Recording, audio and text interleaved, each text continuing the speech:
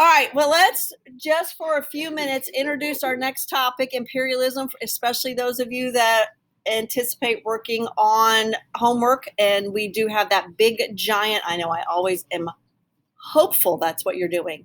We've got that big worksheet on imperialism that has a lot of political cartoons. And first, I want to make sure that you understand this is always the difficulty, I think, in teaching topics that are, for the most part, very racially charged. Imperialism is a very racially charged topic. Because, bless you, because part of the idea of imperialism is, yes? This is from your secret student. I was told to go over it to you. Okay. I'll bring your stuff to you next hour. Okay. Thank you. Part of the idea of imperialism is taking over other parts of the country politically, racially, and culturally and socially. You supersede all of their belief systems. In doing so, as a democratic country, we kind of have to massage that and make ourselves feel better about doing so. And what was done, hopefully it sounds very harsh to your ears, is we diminish or we relegate as less than these groups of people. And an attempt, I think, for us to feel better about what we're doing. So there will be many references to things like our little brown brothers. There will be caricatures of racial features in these political cartoons. The difficulty that you are going to have as a student, I hope, is when you see those, instantly your little brain says, hopefully, wow, that's really bad that you're exaggerating facial features or you're putting grass skirts on these people in Hawaii that live in houses and have regular clothes. But you have to really pay attention because that was done by both groups of people. We have imperialists who want to move across and take over places and imperialize, and they will do that in the name of white superiority, and we need to help these people move into the 20th century progress.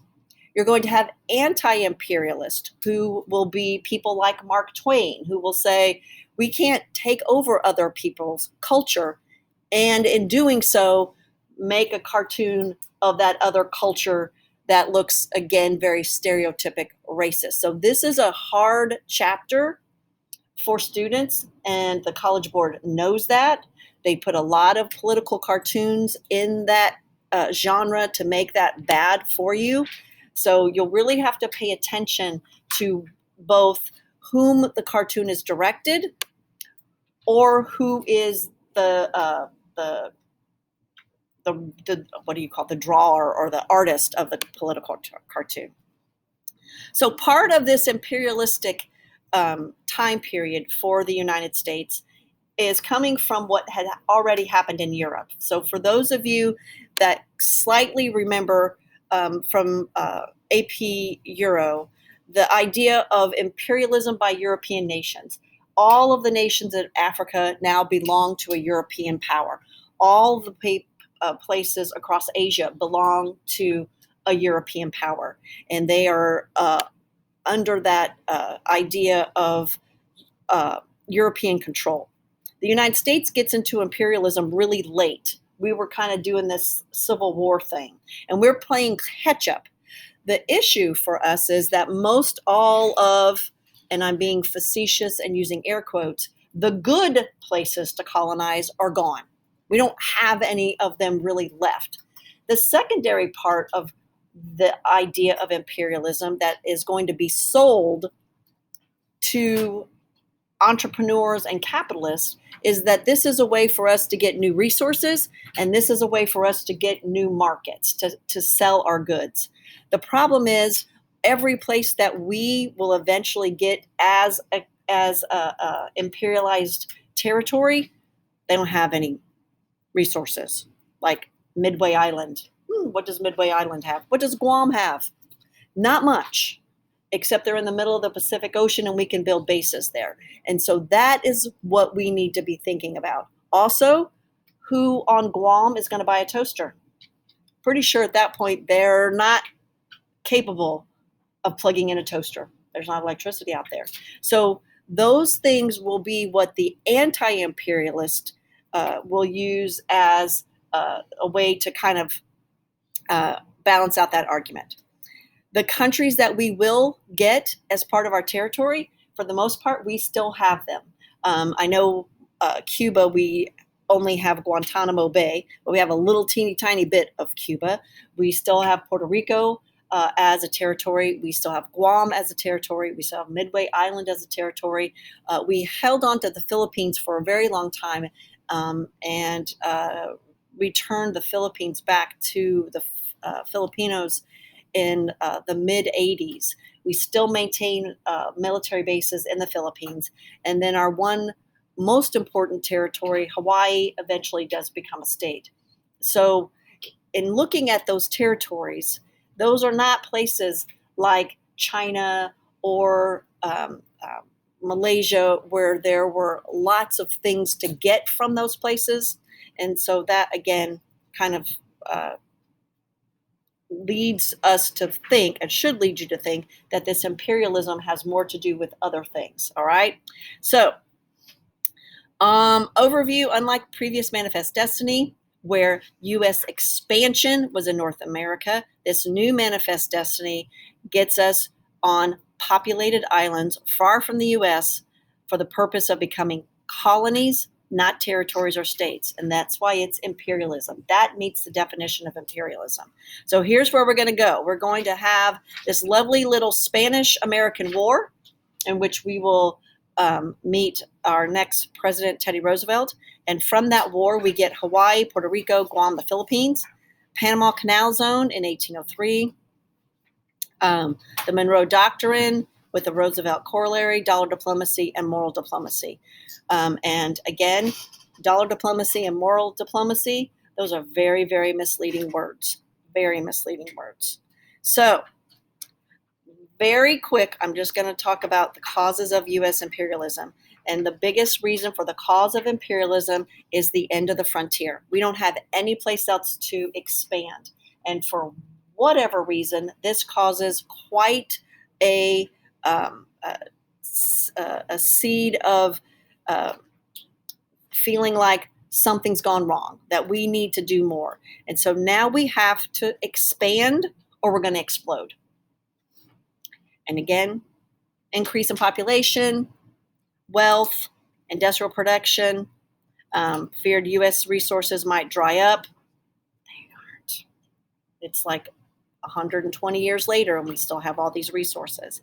We have a panic, labor violence, overseas markets, the experience of subjugating the Plains Indians. Please put a box around number 2. We got really good at subjugating people. Subjugating the Plains Indians. Subjugating means we put them at a lesser status. We take them, we subjugate them, and we control them. We figured out how to do that really well, and so now let's go do that to other people. That's basically, again, part of this idea of imperialism. Foreign trade. We need foreign trade. We need, again, to trade with other people. And in that aspect, it's really important. On the top of page 2, this is really the biggest one. Desire to compete with Europe. So we are now an economic superpower. The United States at the turn of the century is an economic superpower, but nothing else. We are not the leaders of the free world. Our military is not the strongest military in the world. All we are is a big, gigantic dollar sign. And now we want to compete with Europe. And how can we do that? One of the ways that we do that is we get the idea of territories. Some sought a great power international status for the U.S. That's what we want. Very fortunately, once the United States set their mind to those things, we do that very well. Germany is our U.S. is the U.S. biggest imperialist, and so that's what we want to do. The other part on number 2 is where we're going to end, and you need a giant box around this whole giant box in the center, with the very first one being a guy you need to know and the book he writes and what he says. Proponents of U.S. expansion. The very first one is going to be Captain Alfred Mahan. His name you need to know. His book you need to know.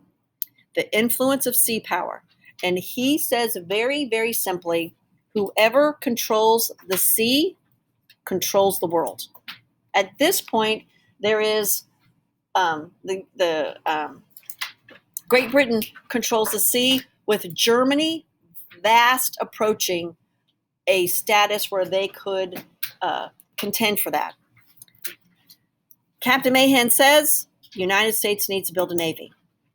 And that navy needs to be built, and we need bases around the world. That, my friends, is what imperialism is going to be built on. That we need a navy and that we need bases. And most importantly, within 10 years, we have done it. We have a powerful navy, and we have all of those bases. How we get there? Not always. All right, all you people that I tried to get math off of your brain, good luck on your quiz today.